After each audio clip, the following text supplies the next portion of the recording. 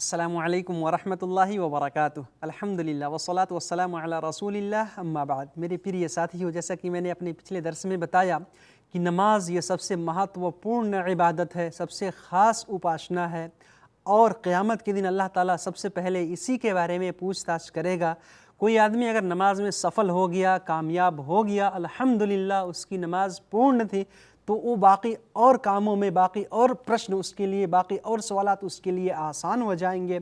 और अगर नमाज में वो फ़ेल हो गया, नाकाम हो गया, उसकी नमाज पूर्ण नहीं थी, उसने संसार में नमाज सही से नहीं पढ़ा, तो बाकी जो उसके और कर्म है वो विफल हो जाएंगे, वो आदमी नाकाम हो जाएगा। इसी वजह से हमको नमाज हमेशा पढ़ना चाहिए, पाबंदी के साथ पढ़ने की कोशिश करनी चाहिए।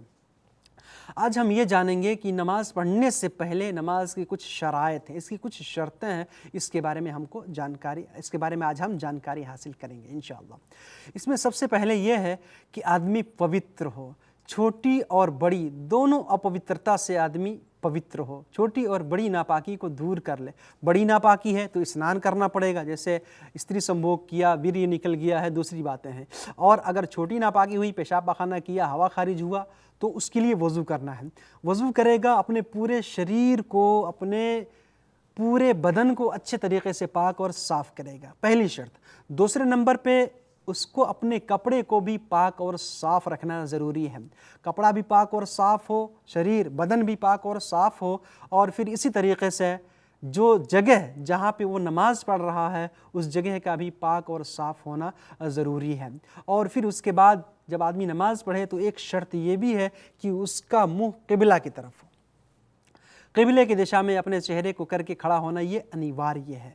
अब कहीं आदमी कोई जंगल में है या पता नहीं चल रहा है कि क़िबला किधर है, तो आदमी पहले प्रयास करे, कोशिश करे, पता लगाए कि अल्लाह का घर काबा किधर है, कैसे वो मुँह करके नमाज़ पढ़ेगा।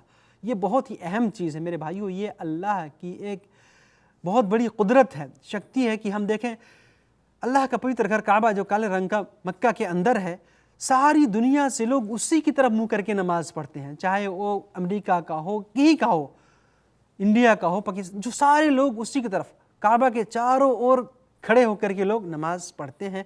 ये अल्लाह की बहुत बड़ी निशानी है। अगर काबा आपके सामने उसी की तरफ मुँह करके नमाज़ पढ़ें, या दुनिया में कहीं भी हैं, आपको तलाश करना है, खोजना है और फिर उसी की दिशा में खड़े होकर के जो है नमाज़ पढ़ने की कोशिश करनी है।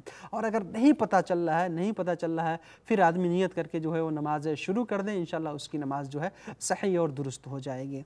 तो क़िबला की दिशा में खड़े होकर के नमाज़ पढ़ना ये अनिवार्य है। अलबत्ता अगर आदमी नफिल नमाज़ पढ़ रहा है तो नफिल नमाज़ में अगर वो सवारी पर है तो किसी तरह भी मुँह करके वो नमाज़ पढ़ सकता है, लेकिन अनिवार्य नमाज के लिए आदमी क़िबला की तरफ मुँह करके। लेकिन अगर कोई बाध्यता है, आदमी बीमार है या और कोई मजबूरी है, तो ऐसी अवस्था में अल्लाह ताला ने फरमाया फत्तकुल्लाह मस्तताअतुम, तुम अल्लाह से जितना चाहो उतना डरो। तो आदमी जो है इशारे से और दूसरे तरीके से भी नमाज़ पढ़ सकता है, नियत करते ही, उसमें कोई हरज की बात नहीं। और साथ ही साथ एक शर्त ये भी है कि समय हो, नमाज को निर्धारित समय में पढ़ना ये अनिवार्य है।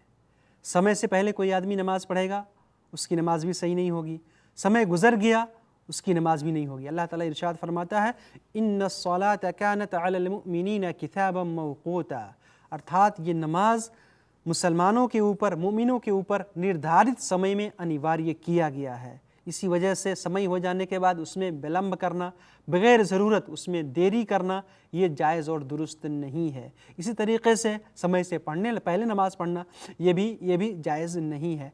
मेरे भाइयों, कोई आदमी अगर नमाज से गाफिल हो गया या सोया था, उसकी नमाज क़ज़ा हो गई, तो फिर वो क्या करेगा?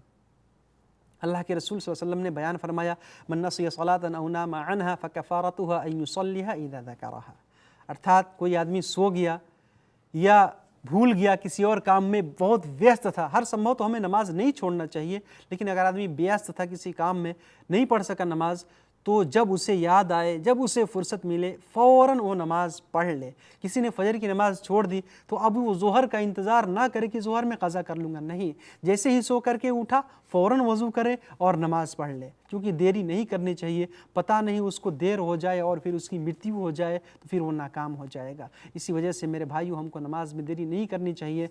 नमाज की जो शराइत हैं, उन शराइत को, उन तमाम शर्तों को पूरा करते हुए अच्छे तरीके से नमाज़ पढ़नी चाहिए। नमाज की एक शर्त ये भी है कि आदमी अपने गुप्तांग को, अपने शर्मगाह को ढक के रखे। पुरुष की गुप्तांग जो है उसकी ढोड़ी से लेकर के घुटने तक है, उसके नाभि से नाभ से लेकर के घुटने तक, और औरतों का पूरा शरीर जो है गुप्तांग है, औरत है, पर्दा है, ढकने की चीज़ है। औरतें अपने पूरे शरीर को ढकेंगी, अलबत्ता नमाज में अपनी हथेली को और चेहरे को खोल सकती हैं, खोल के नमाज पढ़ेंगे।